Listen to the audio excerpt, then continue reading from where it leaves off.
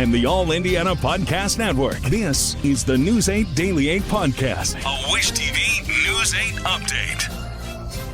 Hello, I'm Jeremy Jenkins, and this is your News 8 Daily 8 Podcast for Tuesday, September 3rd.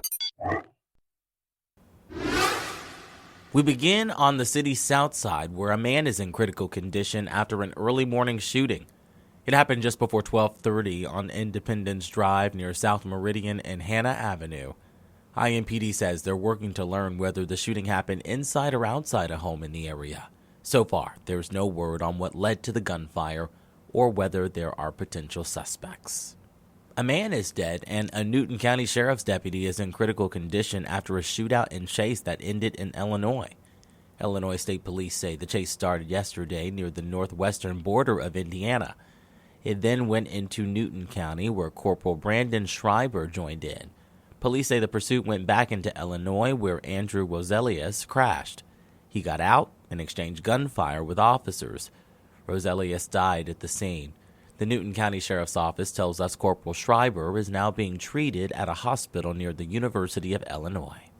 From iTeam 8, new crime stats show that homicides are down in the Circle City when compared to last year.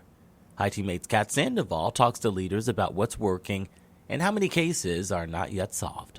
There were 110 criminal homicides this year, an 11% decrease since last year, and the majority of people were killed by guns.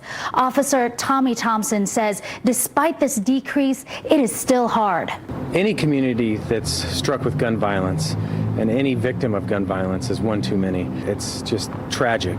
Police say 92 cases out of 138 are still unsolved, and that takes time. Sometimes criminal cases take a while to ensure for the detectives to build the case, and it takes a lot of interviewing, a lot of background, so sometimes those rates, they just don't show up right now, and things don't just happen overnight. It takes a diligent effort. Police are always looking for tips or the public's help. It takes the community partnership, it takes the community, it takes witnesses, it takes individuals that may know something but don't want to come forward. You can remain anonymous with the 317-262-TIPS line. So far, more cases were cleared this year than last year due to arrests, charges, or suspects who were turned over for prosecution.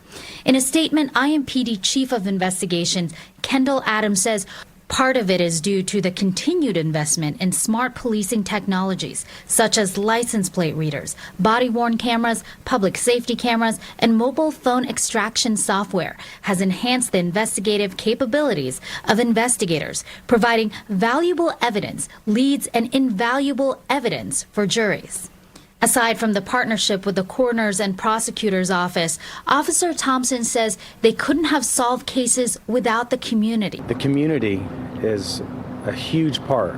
The witnesses being involved, the families of the victims being involved, they help play a major role.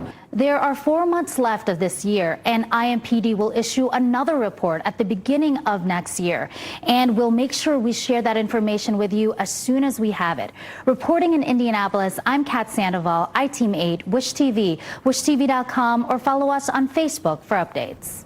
Your statewide news network covers Fort Wayne, where a man is dead after a shooting near a park. Fort Wayne police say it happened around 7:30 last night on Kennard Avenue near Lutheran Park. Police say the man died at the scene. Witnesses told police they saw 2 men running from the area. So far, no one is under arrest. When it comes to the weather, Storm Track 8 says it will be a wash, rinse, repeat of the refreshing forecast we had yesterday. Meteorologist Tara Hastings has your News 8 Daily 8 forecast. Overall, it's going to be a beautiful day today. We're going to see lots of sunshine and temperatures into the 70s, pretty much what we saw yesterday. Let's take a live look outside here, our Wish TV tower cam, downtown Indianapolis. We do have a little bit of some high-level clouds out there. They're thin, they're wispy. We still have some filtered sunshine coming through, but there is a little cloud cover out there, 66 degrees. Right now in Indianapolis, humidity values are weather on the low side, and these winds may be a touch breezy at times, anywhere from 10 to 15 miles per hour. Right now here in central Indiana, we're at 63 in Brownsburg and Plainfield, 64 in Greenfield, 63 right now in Noblesville and Anderson, and 65 currently in Martinsville. Well, wider view on the satellite picture shows that here's some of those high-level clouds that are in place right now across parts of Indianapolis, Terre Haute, and Bloomington as well, and some more clouds thicker here farther southward right along the Indiana, Kentucky state line. There we go. Let's show you right now what's happening for the day today. We will look for some sunshine, up to 77 degrees here at 3 o'clock.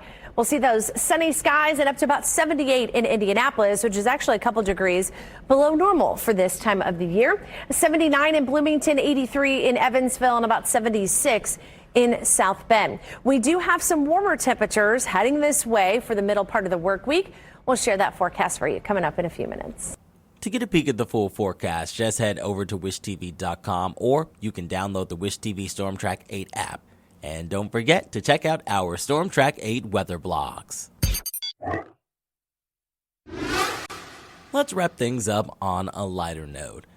Labor Day had a lot of events, and one tradition has jazzed up the north side of Indianapolis. Again, News 8's Raina Revel reports. Here at the Jazz Kitchen, this yearly neighborhood jazz festival has become a staple on Labor Day for many Hoosiers who eagerly anticipate a night of live music and good vibes. I bet you we have, 800 to 1,000 maybe come and go throughout the day.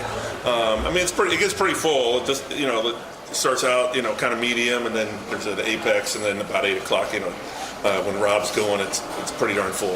Attendees are treated to a dynamic music performance that infuses rhythmic beats with vibrant movements, creating a lively and engaging holiday for all. This event actually was born. There's a gentleman that owned a club way back in the 80s, a guy named Pete Pipkin, and they're actually the ones that prior to the Jazz Kitchen coming started the Labor Day Street Fair.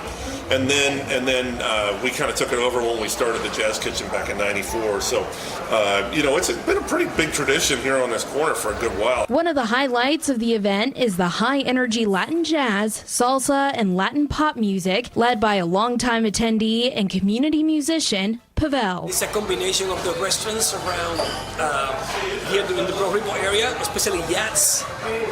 So in the Jazz Kitchen, they combine powers and they just throw this amazing, Labor Day. Some express their love for the sense of community and camaraderie that this event fosters, while others revel in the opportunity to let loose and groove to the tunes of the musicians. The contribution is we do bring the flavor of Latin music, and we add some kind of pop, Latin infusion American songs. So people love it. Whether you are a seasoned jazz aficionado or a first-time attendee, this event promises unforgettable memories. Just come. 54th and College, baby. That's it.